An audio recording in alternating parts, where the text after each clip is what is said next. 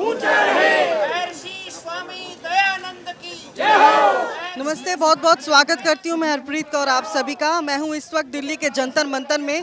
यहाँ पर आर्य समाज की विभिन्न संस्थाओं के जो नेता हैं, जो आर्यजन हैं और विभिन्न संस्थाओं के जो संत हैं, महापुरुष हैं, वो इस वक्त इकट्ठा हुए हैं। मेरे पीछे देख सकते हैं आप।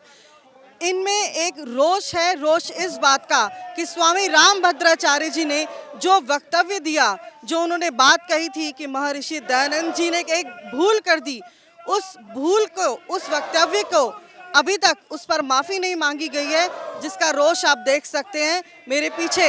ये रोष आप देख सकते हैं, ये विभिन्न राज्यों से आए हुए आर्यजन हैं जो इस वक्त अपना विरोध जता रहे हैं, जो चाहते हैं कि रामभद्राचार्य जी जो भी उन्होंने वीडियो अपने YouTube चैनल से रिलीज़ करा है, उस चैनल के ज़रिए, सोशल मीडिया के ज़रिए, उस माध्यम से वो माफ़ी मांगे।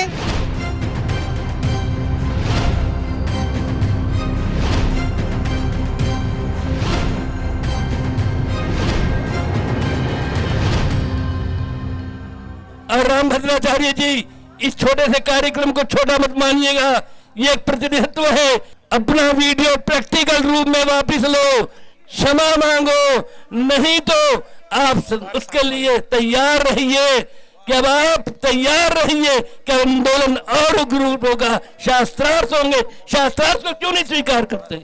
देखिए, धर्म गुरुओं का जो उद्देश्य होता है वो अपने समाज को जो ना धर्म की बातें बताने का होता है, जिससे व्यक्ति धर्म से विमुख होकर के गलत रास्ते पर ना चले और अपने जीवन में जो ना सुख पावे, आनंद पावे। ये उद्देश्य धर्माचार्यों का होना चाहिए। स्वामी रामभद्राचार्य जो स्वयं जो है ना एक विशेष वर्ग का जो ना मार्गदर्शन करते हैं, इंगित करते हैं, उन्होंने महर्षि दयानंद के ऊपर जो शब्द बोले हैं वो अत्यंत निंदनीय हैं। यदि वो समझते कि मेरी बात सत्य है तो कोई भी प्रमाण हो, किसी भी पुस्तक में, महर्षि दयानंद के किसी व्याख्यान में, किसी पुस्तक में लेखबद्ध हो तो वो प्रमाण प्रस्तुत करें, हम उसको स्वीकार करेंगे। अगर वो प्रमाण नहीं दे सकते और वो महसूस करते हैं कि ये मेरे से अनजाने में, भूलवश या अज्ञानतावश ये बात कही गई है, तो उसको जो ना वो अपने शब्दों को वापस ले। हमारा उनका कोई विरोध नहीं है, केवल इसी बात का विरोध है कि वो मिथ्या बात है। दयानंद जी की सत्यार्थ प्रकाश जो उनकी रचना है, देखिए उसमें बता रहे हैं आप कि उसमें रामायण महाभारत को पढ़ने का उन्होंने आदेश दिया है कि रामायण महाभारत पढ़ें। अगर वो राम और महाराज को काल्पनिक मानते तो वो क्यों आदेश देते?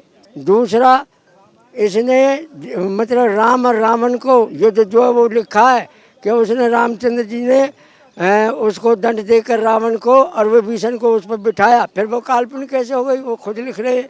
फिर सीता जी को रामचंद्र जी ने बताया है, सीते ये पुल बना हुआ है और यहाँ जो है हमने युद्ध का प्रोग्राम परमात्मा से प्रार्थना की। महाभारत में उसने सारी चीज़ लिख रखी हैं। स्वामी जी ने इतनी जगह लिख रखा, पढ़ने का आदेश दिया और उनकी बढ़ाई की है, प्रशंसा की है, फिर वो काल्पनिक कैसे मानेंगे? महर्षि दयानंद सरस्वती ने महाभारत और वाल्मीकि रामायण को आदर्श ग्रंथ बताया और वो पढ़ने की प्रेरणा दी कि हर बच्चे को पढ़ना ही चाहिए। एक तरफ जहाँ ऋषि दयानंद उन दोनों ग्रंथों को अनिवार्य पढ़ने के लिए कह रहे हो और दूसरी तरफ ये एक सन्यासी उनके बारे में ये विपरीत बातें फैला रहे हो, तो उसका रोष होना स्वाभाविक था। हमारा आज कहना उनसे इतना ही सा था कि वो अपने शब्दों को वापस ले लें। हम माफ़ी शब्द नहीं कहेंगे, क्षमा भी नहीं कहेंगे। वो बड़े हैं, सन्यासी हैं, उनसे माफ़ी मंगवाना हमारा कोई उद्देश्य नहीं है। उद्देश्य इतना है कि गलत बात समाज में जिंदा न रह जाए, उसको वहीं पर समाप्त कर देना चाहिए। स्वामी रामभद्राचार्य जी से आज इन सब लोगों ने यहाँ पर उपस्थित होकर के इतनी ही मांग की है। पत्र के द्वारा भी हम कर रहे हैं, ईमेल के द्वारा भी कर रहे हैं और अन्य साधनों के द्वारा भी करेंगे। हो जरूरत पड़ने पर उनके पास मिलने के लिए भी चित्रकूट जाएंगे, ऐसा विचार सभी लोगों ने किया है। स्टेटमेंट जो रामभद्राचार्य की आई है 20 जुलाई 2024 को ये वीडियो अपलोड किया उनके यूट्यूब चैनल से, तो ये एक तरीके से स्वामी दयानंद सरस्वती के बारे में उन्होंने कहा है कि इन्होंने रामायण और महाभारत को कपोल कल्पित बताया। तो ये पूरी तरीके से डेरोगेटरी स्टेटमेंट है and we would like to say that this statement is totally against the facts and citations. और हम इस बारे में ये भी कहना चाहते हैं कि जो सारा विषय है, इस विषय को उनको मेल करके भी बता दिया गया है, उनको लीगल नोटिस भी भिजवा दिया गया है and further we need to do something more for it, but we are waiting for the answers from there. वो अपने इस बात को वापस लें या तो माफ़ी मांगे या सिर्फ इतना भी कह देंगे कि मैं इस वक्तव्य को वापस लेता हूं, मैंने बिना देखे बात कही है, तो भी उनका बहुत बड़ा बड़प्पन होगा और फिर हम उनका धन्यवाद भी करेंगे।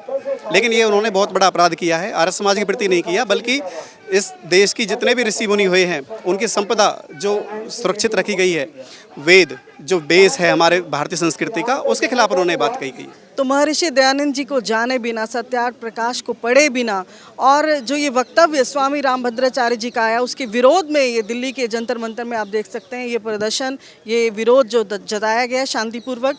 और ये आर्यजनों का कहना है कि ये विरोध अब रुकेगा नहीं, अगर वो जब तक अपना वक्तव्य, अपना वीडियो नहीं हटाते, वहाँ से वापस नहीं लेते, क्योंकि वीडियो अभी सिर्फ पब्लिक से प्राइवेट हुआ है, हटाया नहीं गया उनके ऑफिशियल यूट्यूब चैनल से। जब तक वो अपना वक्तव्य वापस नहीं लेते, अपनी प्रतिक्रिया नहीं देते, अपने शब्द वापस नहीं लेते, ये विरोध प्रदर्शन संपूर्ण भारत ही नहीं विश्व में जा सकता है। कैमरामैन सुचित के साथ मैं हरप्रीत कौर, आर्य संदेश टीवी।